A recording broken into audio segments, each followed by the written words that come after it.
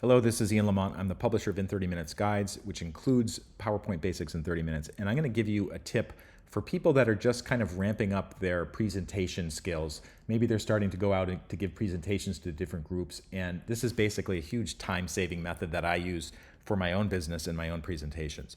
And the way that I organize my presentations is instead of like creating a new presentation and writing it from scratch, or taking an old presentation and just repurposing it or updating a couple points or a couple slides with new graphics or something. What I do is I maintain something called a master, and you can see at the very top of the screen it says Amazon 2025 Master. So I give a lot of presentations relating to Amazon, and this master presentation is like, oh wow, it's almost 150 slides long. I rarely give a very long presentation like that. Typically, what I'll do is sometimes I'll have a long presentation, like a workshop that's 3 or 4 hours long. Sometimes I have a short presentation that's like 40 minutes long. And what I'll do is I have this master, and then like let's say that I'm going to be giving a presentation on Amazon advertising.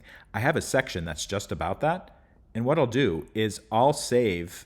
Yeah, here it is. This is the Amazon advertising presentation. What I will do is I'll save a copy of this presentation, and then I'll delete everything except for the section on Amazon advertising. Okay, so it will only keep these, let's say, 15 slides that I have about that.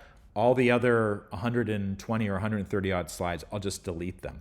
And then the next time I have a presentation about something, basically I'll go back to the master, and then I'll make another copy and delete as needed. Now, if information changes during the course of a year, what I'll do is I'll just update the master, and then that will be good going forward. And then every year I create a new master, and I'll do some updates of images and other things that I think are valid. But basically, this is a huge time-saving method, because the old way I used to do it is I used to make a presentation, and I just would take an old presentation and this update a couple slides. But I realized as I started giving more and more presentation that it wasn't really scaling, and I would have to do things like copy and paste between different presentations into the new presentation. So it's much easier just to work with a good master, keep it updated, and then create a copy of that and delete all the stuff you're not going to use, and then you'll just have your core presentation. I hope that was a good tip and it helped out. If it did, please take a moment to like it and follow me, and I'll see you next time.